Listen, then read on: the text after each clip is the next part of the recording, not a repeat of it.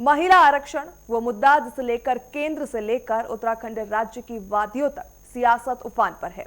एक तरफ धामी सरकार विधानसभा का विशेष सत्र बुलाकर मास्टर स्ट्रोक चलने की तैयारी में है, तो वहीं दूसरी तरफ कांग्रेस ने विधानसभा के बाहर हल्ला बोलकर सरकार की मंशा पर ही सवाल खड़े कर दिए। क्या ये वाकई नारी शक्ति का वंदन है या फिर 2027 के चुनाव से पहले बुना गया कोई नया सियासी चाल? देखिए देहरादून की सड़कों से सदन की दहलीज तक मच रहे इस घमासान पर ये खास रिपोर्ट।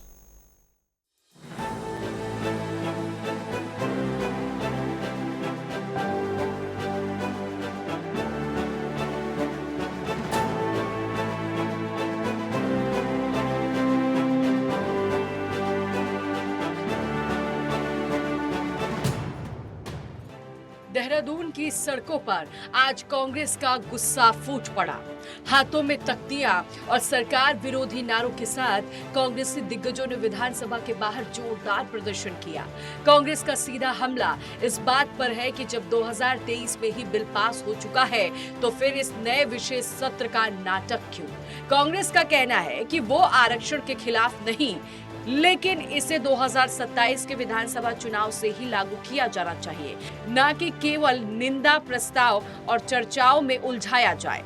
दिल्ली में पाखंड हुआ, केंद्र सरकार ने एक प्रपंच रचा। भाजपा कभी भी महिलाओं को 33% आरक्षण देने में गंभीर नहीं थी। उसने हमेशा 2010 में भी जब हम लेकर के आए इस विधेयक को तब भी कुछ प्रपंच रचा, और ये जन दबाव में 2023 में तो बिल लाए और सबने सर्वसम्मति से पारित करवा दिया, लेकिन लागू करने में फिर प्रपंच कर दिया। जब फिर जन दबाव बढ़ा तो फिर ये प्रपंच किया। इस बार इन्होंने महिला आरक्षण विधेयक के साथ जो है इन्होंने परिसीमन को जोड़ दिया। मैं इतना कहना चाहता हूं कि केंद्र की सरकार और राज्य की वर्तमान सरकार देश और प्रदेश के भोले भाले लोगों को झूठ बोलकर झांसे में लेकर अपने सत्ता के रास्ते मजबूत करना चाहती है। ये बहुत ही दुर्भाग्यपूर्ण है कि देश के प्रधानमंत्री पद पर बैठे हुए और झूठ बोलकर देश की जनता को झांसे में लेकर अपने राजनीतिक रास्ते पक्के करना चाहते हैं।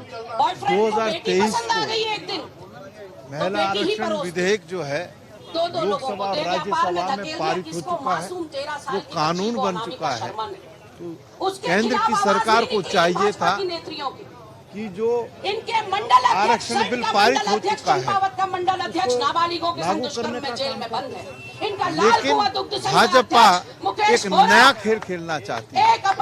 वो जो है परिसीमन के आड़ में जो कृत करना चाहती है उसका कांग्रेस ने लोकसभा और राज्यसभा में विरोध करने का काम किया है। और जो भाजपा परिसीमन को जो है लोकसभा और राज्यसभा में पारित करना चाहती है, वहाँ विफल साबित हुई। ये केवल राजनीतिक स्टैंड है। आप मुझे बताइए 2023 में लोकसभा में महिलाओं को आरक्षण, महिलाओं को पद देने का बिल सर्वसम्मति से पास हो रखा है। उसको क्यों नहीं लागू कर रहे हैं? इसका मतलब ये जानबूझकर महिलाओं को पद नहीं देना चाहती भारतीय जनता पार्टी सरकार। भारतीय जनता पार्टी सरकार नहीं चाहती है कि विधानसभा में लोकसभा में जो है महिलाओं को पद मिले। अगर वो ईमानदारी से चाहते तो 2023 में जो पारित हो रखा वो लागू कर दे। उसमें उत्तराखंड, पंजाब में जो चुनाव होंगे, उत्तर प्रदेश में जो चुनाव होंगे, उसमें भी लागू हो जाएगा। इधर विरोध के शोर के बीच धामी सरकार पीछे हटने को तैयार नहीं। 28 अप्रैल 2026 को देहरादून विधानसभा में विशेष सत्र का आहूत किया गया। प्रशासन ने आदेश जारी कर दिया है कि पूरी तैयारी नारी शक्ति वंदन बिल पर चर्चा और निंदा प्रस्ताव पारित करने की है। बीजेपी ने पलटवार करते हुए कांग्रेस को ही महिला विरोधी करार दिया। बीजेपी का कहना है कि कांग्रेस ने हमेशा इस बिल की राह में रोड़े अटकाए हैं। स्वाधीनता के समय कांग्रेस ने क्रांतिकारियों का विरोध करा। माननीय सुभाष चंद्र बोस जी जो उनके सिलेक्टेड अध्यक्ष थे, उन्हें विरोध करके इस्तीफा देने के लिए मजबूर कर दिया।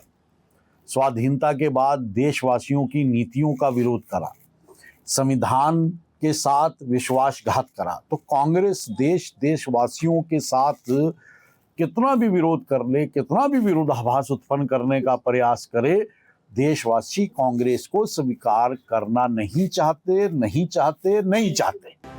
28 अप्रैल को होने वाले सत्र हंगामेदार रहने के आसार हैं। सदन के भीतर सरकार अपनी उपलब्धियां गिनाएगी तो सदन के बाहर कांग्रेस अपना विरोध और तेज करेगी। अब देखना ये होगा कि महिला आरक्षण की ये लड़ाई महिलाओं को कितना हक दिलाती है या फिर 2027 की चुनावी बिसात पर केवल एक मोहरा बन के रह जाती है। ब्यूरो रिपोर्ट, नेटवर्क 10 के लिए।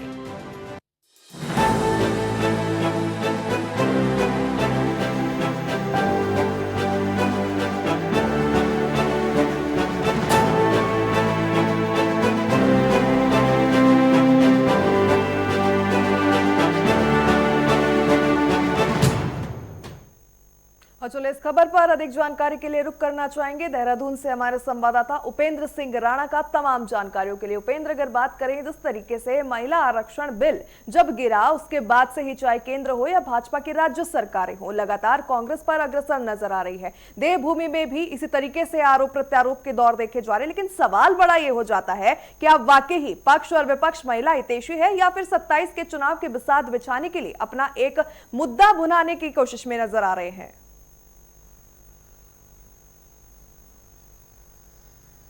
देखिए, बिल्कुल जिस तरीके से जो केंद्र सरकार की ओर से जो लोकसभा में महिला आरक्षण को लेकर जो बिल लेकर लाया गया था, उस पर जो है विपक्ष का समर्थन न मिलने के कारण जिस तरीके से बिल गिर गया था और उसके बाद से पूरे प्रदेश पर में खास तौर पर जहां पर भाजपा शासित प्रदेश हैं उन जगहों पर जो है राज्यों में जिस तरीके से अगर देखा जाए तो विरोध प्रदर्शन जो है वो लगातार हो रहा है। अलग अलग तरीके से विरोध जो है वो देखने को मिल रहा है। वहां पर जिस तरीके से भाजपा का ये मानना है कि चाहे विपक्ष में कांग्रेस हो, अन्य जो विपक्षी दल हैं वो नहीं चाहते हैं कि महिलाओं को जो है 33% आरक्षण हो और वो जिस तरीके से हम लगातार जो दबे कुचली जो महिलाएं हैं उनको आगे बढ़ाने को लेकर जो लगातार समर्थन कर रहे हैं, उनको आगे बढ़ाने की कोशिश कर रहे हैं। लेकिन विपक्षी दल जो है लगातार जो है ऐसे तमाम बिलों का जो है वो अस्वीकार जो है वो कर रही है। इसको लेकर लगातार जिस तरीके से अगर देखा जाए तो विरोध प्रदर्शन किया जा रहा है। उत्तर प्रदेश से लेकर अब उत्तराखंड में भी जिस तरीके से सरकार अब जो है एक निंदा प्रस्ताव लेकर आ रही है और उन्होंने एक विशेष सत्र जो है 28 अप्रैल को बुलाया है धामी सरकार ने और उसमें ये साफ तौर पर ये कहा गया है कि हम विपक्ष को जो है निंदा प्रस्ताव के तहत घेरने का कोशिश करेंगे कि जिस तरीके से महिलाओं को आगे बढ़ने नहीं दिया जा रहा, 33% आरक्षण जो है वो जो है महिलाओं को नहीं मिल पा रहा है, उसको लेकर विरोध जो है वो किया जाएगा। साथ ही साथ विपक्ष का मानना है हम किसी भी प्रकार से महिलाओं के विरोधी नहीं हैं, क्योंकि हम चाहते हैं कि 2023 में जो लोकसभा में जो बिल पारित हुआ था, यानी कि जो 33% आरक्षण का जो बिल पारित हुआ था उसे ही लागू किया जाए।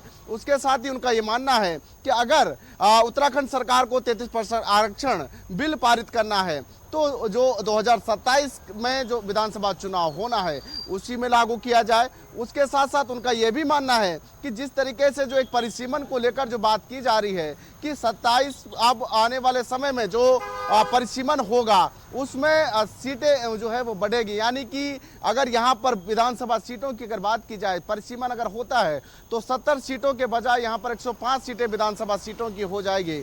उसके साथ साथ लोकसभा सीटें जो 5 से बढ़कर 9 हो जाएगी, तो ऐसे में उस पर जो है परिसीमन करने की जरूरत जो है वो हो जाएगी। इसके तहत जो है ये जो यहाँ पर जो 33% आरक्षण जो है वो महिलाओं को दिया जा रहा है।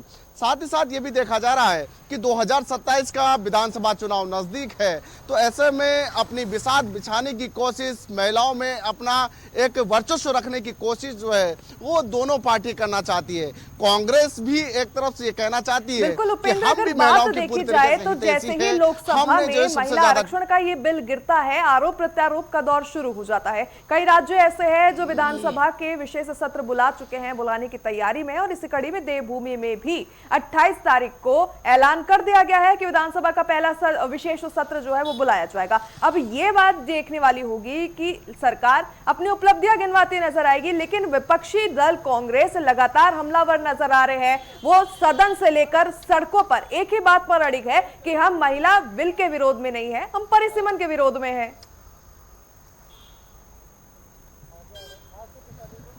देखिए बिल्कुल, क्योंकि 2027 का विधानसभा चुनाव नजदीक है, ऐसे में कोई भी दल ये नहीं चाहते कि हम महिलाओं से जो है वो जो है वो करें, और ऐसे में सब महिलाओं की हितैषी बनने की कोशिश में दोनों पार्टियां जो है वो जुटी हुई है। एक और जहां भाजपा ये कहना चाहती है कि हम लगातार महिलाओं को आगे बढ़ाने की कोशिश कर रही है, 33% आरक्षण जो है वो देना चाहती हैं। साथ ही साथ जो चुनाव हैं उसमें भी 1/3 जिस तरीके से जो विधानसभा में हो या लोकसभा में वो भागीदारी जो है वो कर सके, यानी कि साफ तौर पर यह कहना चाहती है कि हम लगातार महिलाओं को आगे बढ़ाने की कोशिश कर रही हैं। दूसरी अगर कांग्रेस की अगर बात की जाए तो जिस तरीके से 2014 से लोकसभा के चुनाव हार चुकी है, 2 बार विधानसभा का चुनाव हार चुकी है, तो एक बार फिर से 27 में एक जमीन तलाशने की कोशिश कांग्रेस जो है वो उत्तराखंड में जो है वो जुटी हुई है कि 27 में एक मौका जो है वो जनता कांग्रेस को देगी, और ऐसे में एक जमीन तलाशने के तहत एक महिलाओं को जो है अपना वर्चस्व देने की कोशिश जो है कांग्रेस देखना चाहती है कि महिलाओं के साथ जो है कांग्रेस खड़ी हुई है। हम चाहते हैं कि 33% आरक्षण जो है वो महिलाओं को मिले, यानी कि साफ तौर पर यह नहीं कह पा रहे हैं कि किस तरीके से वो 33% आरक्षण जो है कि किस तरीके से महिलाओं को जो है वो 33% आरक्षण देंगे।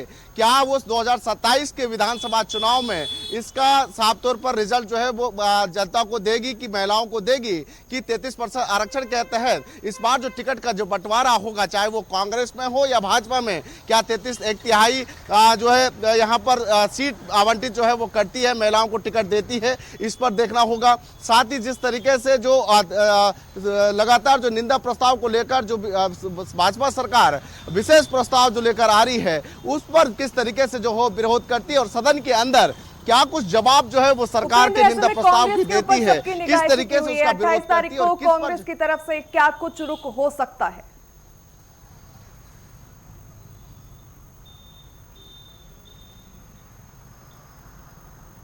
आवाज मिल पा रही है उपेंद्र आपको? ठीक है, उपेंद्र से हमारा संपर्क नहीं हो पा रहा है। तो लगातार उत्तराखंड में जिस तरीके से ये बिसात 27 के चुनाव की बिछती हुई नजर आ रही है, उससे कहीं ना कहीं साफ हो रहा है कि नारी शक्ति अधिनियम जो गिरा था उसको लेकर पक्ष विपक्ष आमने सामने नजर आ रहे। बहुत बहुत धन्यवाद उपेंद्र तमाम जानकारियां साझा करने के लिए। बुलेटिन